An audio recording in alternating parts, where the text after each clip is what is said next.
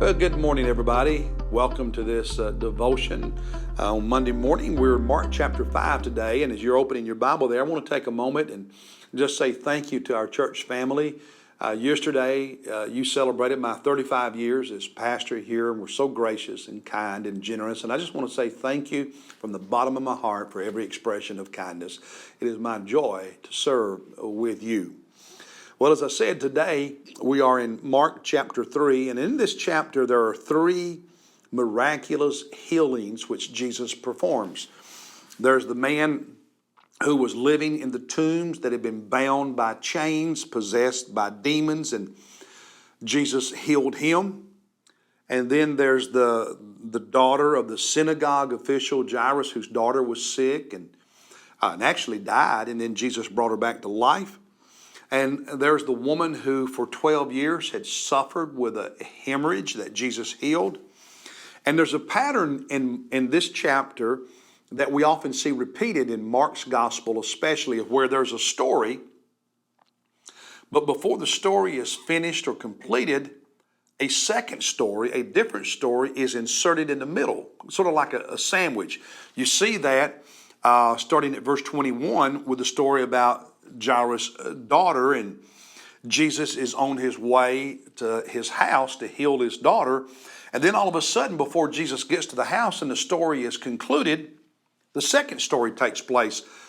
A woman who had a hemorrhage for 12 years touches Jesus and she's healed. And then after her story is finished, it comes back to the first story, Jairus' daughter, and Jesus and him make their way to the house, and she's dead, and he heals her, brings her back to life. And that pattern, there's a reason for it. It's not just that they happened that way chronologically. Mark would often do this because each of the stories sheds light on the other story. There's a theological purpose. There's a teaching purpose behind it.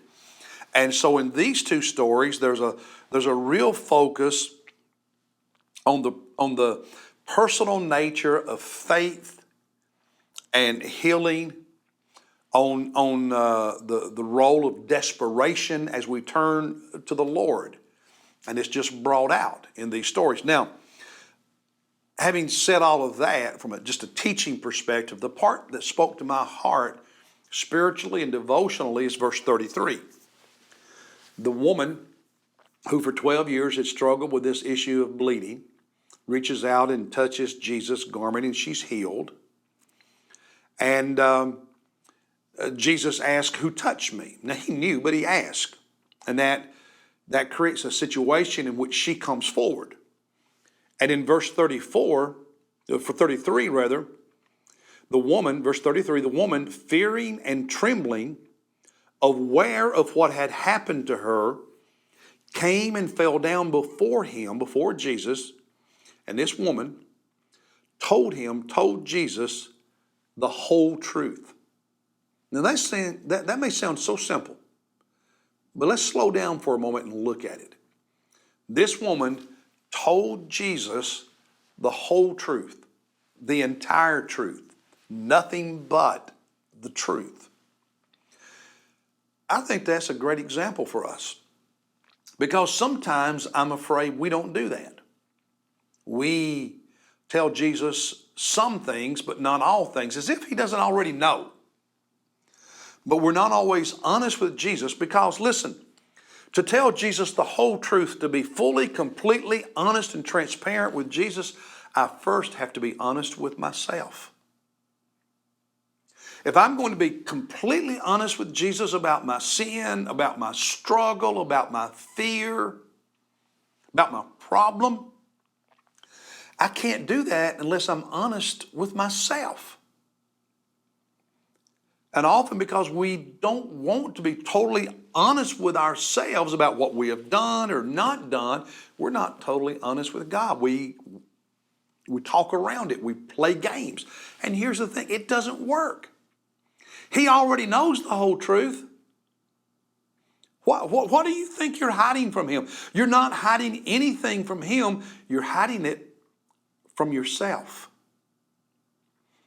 So spiritual healing and this great work that Jesus wants to do in my life and in your life is possible when we just come clean, totally honest with Jesus. Don't play games. Don't hide things. Just totally honest. And that means being honest with myself. You being honest with yourself. And I want you to notice how Jesus responded, verse 34. He said, daughter, your faith. Now, I think not only her faith that caused her to reach out and touch the hem of his garment when she was originally healed, but her faith that allowed her to be totally honest and transparent with Jesus and tell him the whole truth and not play games. That's also an act of faith. Daughter, your faith has made you well. Go in peace and be healed of your affliction. You see, I think when you and I are totally honest with ourselves and with Jesus, he always responds with grace and peace. And often what robs us of long-term peace is an unwillingness or inability to be fully honest with him and with self. Peace doesn't come when we only tell ourselves and tell him half the truth. Is there something in your life where you just need to get down before Jesus on your knees and tell him the whole truth so you can finally know the real peace of God? I pray if that's a need in your life, you will do that today. God bless you. I'll see you tomorrow.